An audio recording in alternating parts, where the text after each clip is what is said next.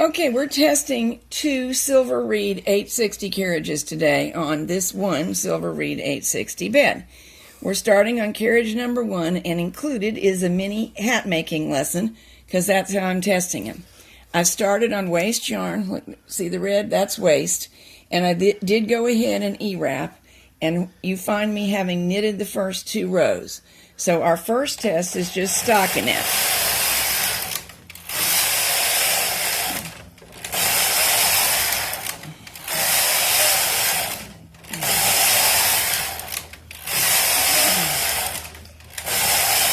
And it's doing it just beautifully.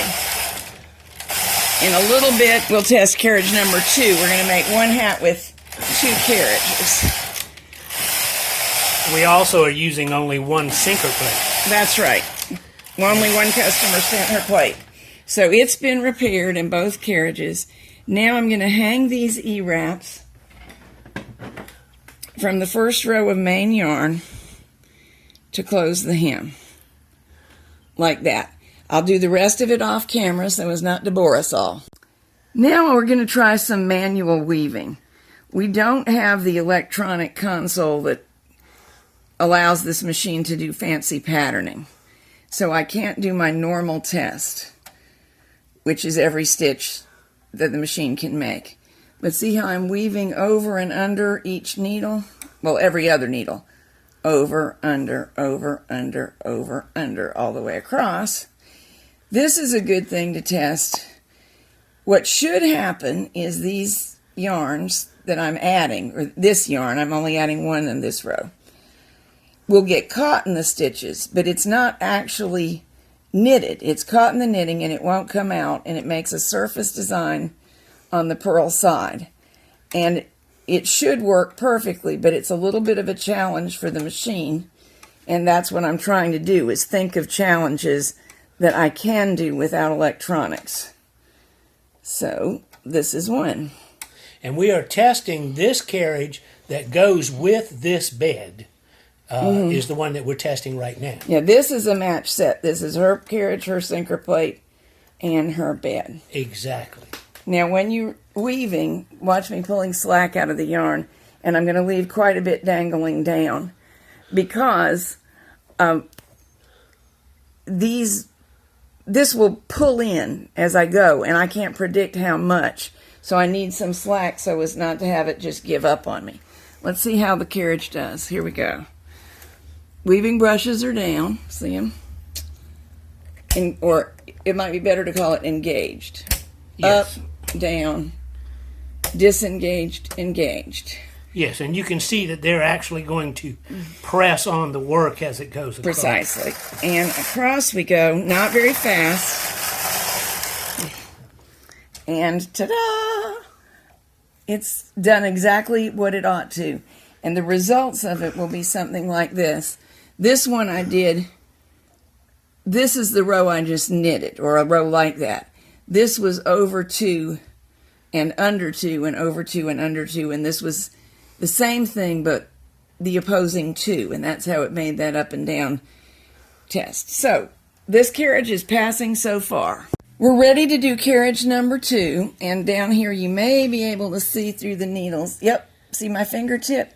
I've already done one weaving row with it, and on the very next row this time I'm doing the over 2, under 2 pattern. And that one was under 2, over 2, which they're the same. They're just reversed groups of needles. So let's see how this one knits across.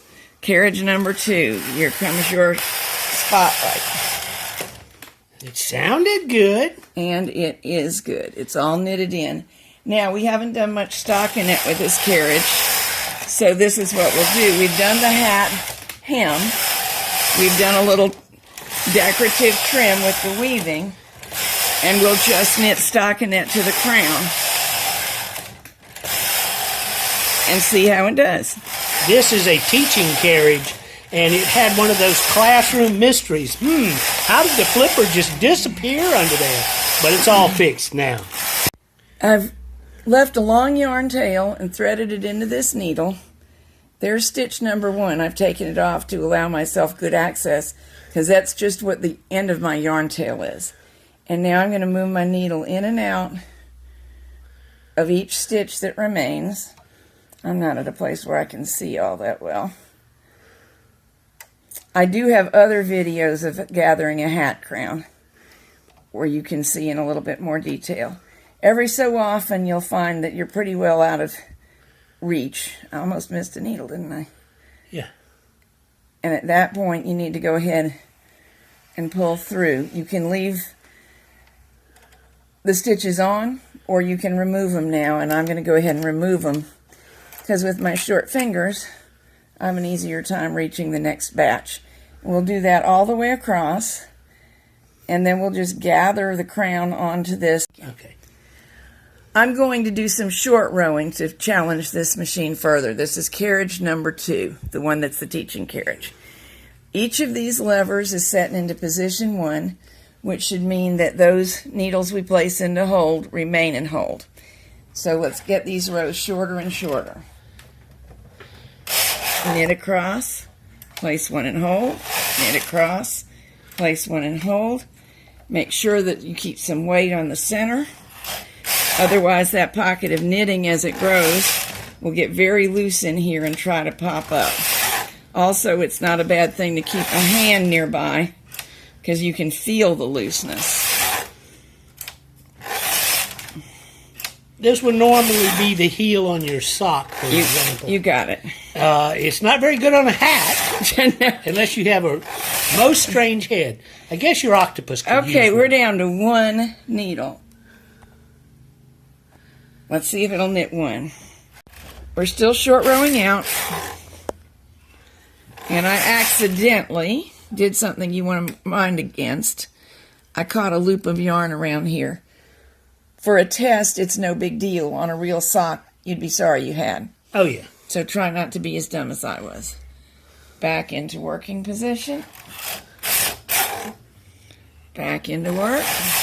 Show the needles out here. Don't show the back. Nobody's thinking about that. Well, I was showing you the position that you were putting it into to put it back into work. Okay, I think this is probably more what knitters have their eyes on. And there we are. There we are. And there's my boo-boo. Okay. We're going to do the same test on carriage number 1. This is the carriage that goes with this bed. Alrighty. Knit across, place and hold. This is called the automatic wrap. There are 2 ways to wrap. And this one avoids holes without you physically wrapping. Here's the other common way. We'll put on the side away from the carriage a new one in hold, knit across, take this working yarn, wrap it around the one that just knitted. Don't do that. I got it tangled. Yeah. I got it tangled around this lever, which you do not want. Make sure it's free. That.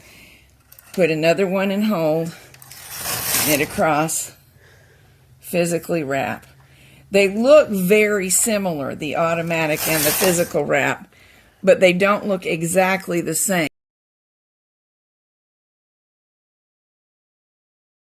Be back to normal. Let's see how I do. Just fine. And I'm returning to the automatic wrap, basically because it's easier for me to do on film and stay out of the way of the camera.